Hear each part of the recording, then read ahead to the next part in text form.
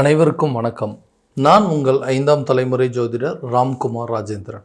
நம்ம இன்னைக்கு பார்க்க போகிற தலைப்பு, மிதுன ராசி அன்பர்களுக்கு உங்களுடைய ராசிக்கு 3ஆம் இடமான தைரியஸ்தானத்தில், அதாவது சிம்ம ராசியில் செவ்வாய் பகவானுடைய பயிற்சி.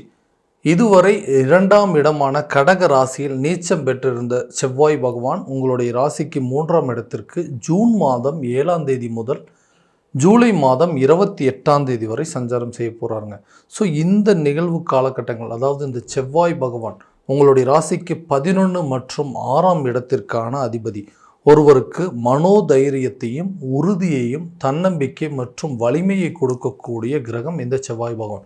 ஸோ இந்த நிகழ்வு காலகட்டங்களில் மிதுன ராசி அன்பர்களுக்கு எந்த விதமான அற்புதங்கள் மற்றும் சிறப்புகளை கொடுக்க போகுது அப்படிங்கிறத இந்த காணொலியில் தெளிவாகவும் துல்லியமாகவும் பார்க்கலாங்க. நம்ம சேனலை ஃபஸ்ட் டைம் பார்க்குறவங்க அந்த சப்ஸ்கிரைப் பண்ணிக்கோங்க, பெல் பட்டனை கிளிக் பண்ணி ஆல் ஆப்ஷன் கொடுத்துக்கோங்க. புதன் பகவானை அதிபதியாக கொண்ட மிதுன ராசி அன்பர்கள் எந்த ஒரு விஷயத்தையுமே ரொம்ப தெளிவாகவும் துல்லியமாகவும் செயல்படுத்தக்கூடிய நபர்கள். புத்திக்கு அதிபதி, வித்தைக்கு அதிபதி, கல்விக்கு அதிபதி என்று அழைக்கக்கூடிய புதன் பகவான். இந்த புதன் ஆதிக்க நாதனாக கொண்ட இந்த மிதுன ராசி அன்பர்கள் எந்த ஒரு விஷயத்தையுமே மிக தெளிவாகவும் துல்லியமாகவும் செய்யக்கூடிய நபர்கள். நம்ம செய்யக்கூடிய விஷயத்தில் எந்த விதத்துலையும் எந்த தவறும் நடந்துடக்கூடாது அப்படின்னு சொல்லி பார்த்து செய்யக்கூடிய நபர்களும் இந்த மிதுன ராசிக்காரர்கள் தான். எல்லாத்தையுமே பார்த்து தாங்க செய்கிறோம். ஆனால் ஏன்னா எதனால் இந்த மாதிரி ஒரு தடுமாற்றம் வருது? நான் ஒரு விஷயத்தை நினச்சி செயல்படுத்துகிறேங்க, அந்த விஷயம் என்னை டோட்டலாக வேறு விதமாக கொண்டு போகுதுங்க. இந்த மாதிரி நிலையில் இருக்க வேண்டிய ஆளே நான் கிடையாது. ஆனால் கடந்த சில காலகட்டங்களாக பார்த்திங்கன்னா வாழ்க்கையில் நிறைய தடுமாற்றங்களை சந்திச்சிட்ருக்கேங்க. தைரியமான சில முடிவுகளை என்னால் எடுக்கவே முடியல. நான் எடுக்கிற முடிவுகள்லாம் டோட்டலாக எனக்கு ஆப்போசிட்டாகவே நடந்துகிட்ருக்கு. எந்த ஒரு விஷயத்தையுமே சரியான விதத்தில் என்னால் கொண்டு போக முடியல. இந்த காரணத்தினால குடும்பத்தில் எனக்கு எந்த ஒரு விதத்துலையும் சப்போர்ட் இல்லாமல் போயிடுச்சுங்க. ஆதரவு இல்லாமல் இன்றைக்கி தனிமரமாக நிற்கக்கூடிய அளவுக்கு சூழ்நிலைகள் அப்படிங்கிறது மாறிடுச்சு. எல்லாத்துக்கும் எல்லா விதத்துலையும் உதவி செஞ்சு தான் பழக்கம்.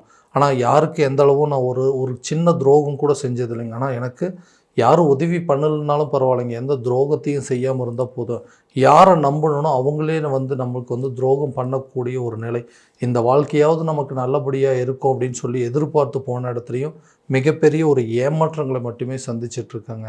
என்னுடைய குடும்ப சூழ்நிலை அப்படிங்கிறது, குடும்பத்தில் நான் இருந்தாலும் இல்லைனாலும் அந்த வேலைகள்லாம் எல்லாம் நல்லபடியாக நடக்கும்.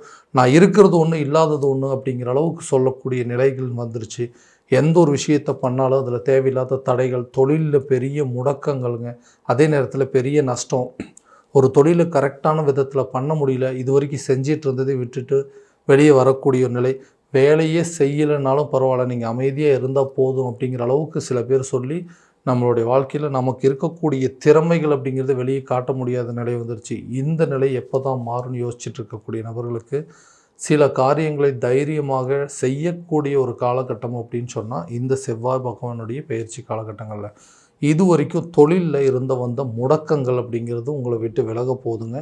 அதே நேரத்தில் புதிய தொழிலை தொடங்குவதற்காக எடுக்கக்கூடிய முயற்சிகள் அப்படிங்கிறது கண்டிப்பாக நல்ல பலன் அப்படிங்கிறது கொடுக்கும். நல்லா தான் போயிட்டு இருந்ததுங்க. ஆனால் ஒரு கொஞ்ச நாளாக பார்த்தீங்கன்னா பிஸ்னஸ் ரொம்ப டல்லாக இருக்குது.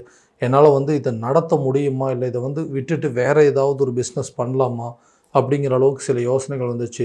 தொழிலில் இருக்கிறவங்க கூட தொழிலை க்ளோஸ் பண்ணிவிட்டு வேலைக்கு போனால் கூட அட்லீஸ்ட் டெய்லி ஏதாவது ஒரு வருமானம் வரும் அப்படிங்கிற அளவுக்கு யோசிக்கக்கூடிய நிலை வந்துருச்சுங்க. இந்த நிலை மாறக்கூடிய ஒரு காலகட்டங்கள். எந்த இடத்துல தவறுகள் நடந்துட்டு இருந்துச்சு, எந்த இடத்துல நமக்கு சரியான விதத்தில் ஒரு கைட்லைன்ஸ் அப்படிங்கிறது, ஒரு ஆதரவு அப்படிங்கிறது இல்லாமல் இருந்ததோ அந்த ஆதரவும் அந்த அரவணைப்பு அப்படிங்கிறது கிடைக்கக்கூடிய காலகட்டங்கள். தைரியத்தோடு சில முயற்சிகள் அப்படிங்கிறது எடுப்பீங்க.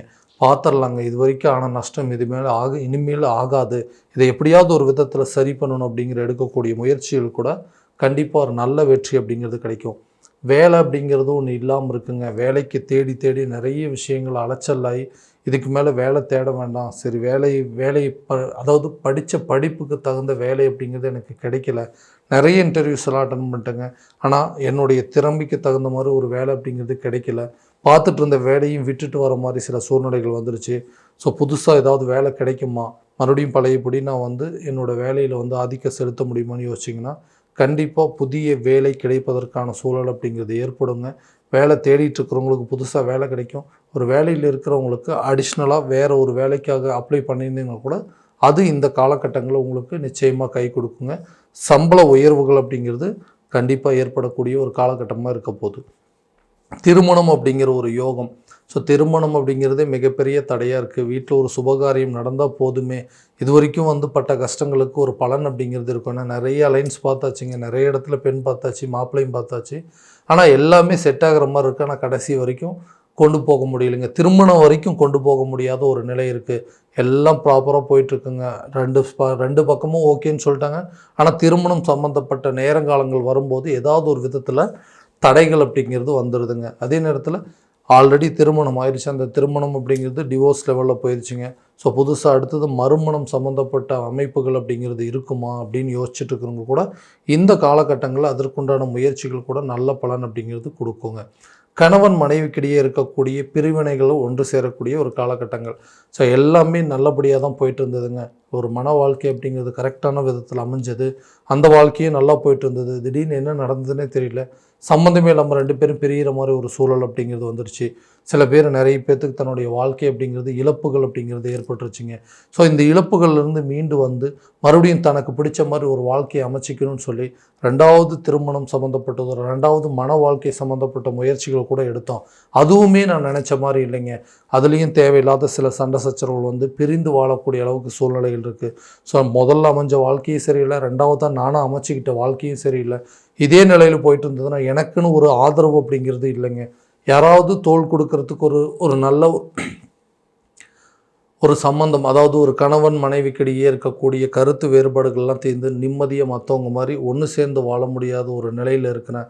இந்த நிலை எப்போ தான் தீருங்க, நாங்கள் 2 பேரும் பழையபடி ஒன்று சேர்ந்து வாழவே முடியாது அப்படின்னு யோசிச்சுட்டு இருக்கிறவங்களுக்கு கூட இந்த காலகட்டங்களில் பிரிந்த தம்பதியினர் ஒன்று சேருவதற்கான சூழ்நிலை அப்படிங்கிறது ஏற்படுங்க. விட்டுட்டு போனவங்க கூட உங்களை தேடி வரக்கூடிய ஒரு காலகட்டமாக இருக்க போகுதுங்க. பிரிந்த காதலர்கள் கூட ஒன்று சேரக்கூடிய ஒரு காலகட்டமாக இருக்க போகுதுங்க இந்த செவ்வாய் பகவானுடைய பயிற்சி காலகட்டங்களில். ஸோ வீடு வாங்கணும், வண்டி வாகனங்கள் வாங்கணும், ஒரு சொந்தமாக வந்துட்டு ஒரு இடம் வாங்கணும் அப்படின்னு எடுக்கக்கூடிய முயற்சிகள் எல்லாமே தடைப்பட்டுருக்குங்க. எனக்கு வர வேண்டிய தொகை வந்தது அப்படின்னா நான் வாங்கக்கூடிய வண்டி வாகனங்கள் அப்படிங்கிறது நிச்சயமாக வாங்கிடுவேன். அதே நேரத்தில் ஒரு வீடு அப்படிங்கிறத கட்டுறதுக்கான முயற்சியோ அல்லது சொந்தமாக ஒரு இடம் வாங்குறதுக்கான முயற்சிகள் அப்படிங்கிறத எடுப்பேன். எல்லாமே ஏதோ ஒரு காரணத்தினால தேவையில்லாமல் தடைகள் அப்படிங்கிறது இருக்குது. எனக்கு வர வேண்டிய தொகைகள் அப்படிங்கிறது நின்று போயிருக்குங்க. அந்த தொகையில் வந்ததுன்னா கூட இந்த நேரத்தில் ஒரு இடம் வாங்கக்கூடிய முயற்சியோ அல்லது வீடு கட்டக்கூடிய முயற்சியோ அல்லது புதுசாக ஒரு வண்டி வாகனங்கள் வாங்குவதற்கான முயற்சிகள் எல்லாமே கண்டிப்பாக நடக்குங்க. அப்படின்னா கட்டாயமாக இந்த காலகட்டங்கள், அதாவது உங்களுடைய 11ஆம் இடத்திற்கான லாபஸ்தானாதிபதி 3ஆம் இடத்துல பயிற்சி அடையும் போது இது வரைக்கும் நீச்சமாக இருந்தவங்க இப்போது ஒரு நல்ல ஸ்தானத்துக்கு போகிறாருங்க. அதே நேரத்தில் இந்த நேரத்தில் கட்டிடம் கட்டுவதற்கான யோகமும் மண்மனை சார்ந்த யோகங்கள் அப்படிங்கிறது, புதுசாக இடம் வாங்கிறதுக்கான யோகங்கள் அப்படிங்கிறது கட்டாயமாக ஏற்பட போகுதுங்க. ஆரோக்கியத்தில் இருக்கக்கூடிய குறைபாடுகள் அப்படிங்கிறது நிச்சயமாக தீரப்போகுது. ஸோ ஹெல்த் அப்படிங்கிறது ஒரு பெரிய பாதிப்பாகவே கொடுத்துட்ருக்குங்க. நல்லா இருக்கிற மாதிரி இருக்குங்க, ஆனால் சில நேரத்தில் எதையுமே செய்ய முடியாமல் இருக்குது. உடல் ஆரோக்கியத்தில் நிறைய குறைபாடுகள் வந்துகிட்டே இருக்குது. முன்ன மாதிரி என்னால் சுறுசுறுப்பாக செயல்பட முடியல, தைரியமாகவே எந்த காரியத்தையும் செய்ய முடியலன்னு யோசிக்கிறவங்களுக்கு ஆரோக்கியம் சம்மந்தப்பட்ட பிரச்சனைகள் அப்படிங்கிறது நிச்சயமாக தீருங்க. ஆரோக்கியத்தில் நல்ல ஒரு முன்னேற்றம் இருக்க போது. கல்வி சம்மந்தப்பட்ட அனுகூலங்கள் அப்படிங்கிறது கூட கண்டிப்பாக நல்லபடியாக இருக்குது. ஏன்னா அந்த புதன் அதிபதியாக இருக்கக்கூடிய மிதுன ராசிக்காரர்களுக்கு இதுவரையில் கல்வியில் இருந்து வந்த தடைகள் அப்படிங்கிறது அகலுங்க. தான் நினைச்சபடி ஒரு கல்வியை கற்கக்கூடிய ஒரு காலகட்டமாக இருக்க போது இந்த செவ்வாய் பகவானுடைய பயிற்சி. அதே நேரத்தில் இந்த கடன் சம்பந்தப்பட்ட பாதிப்புகள் அப்படிங்கிறது படிப்படியாக நீங்குங்க.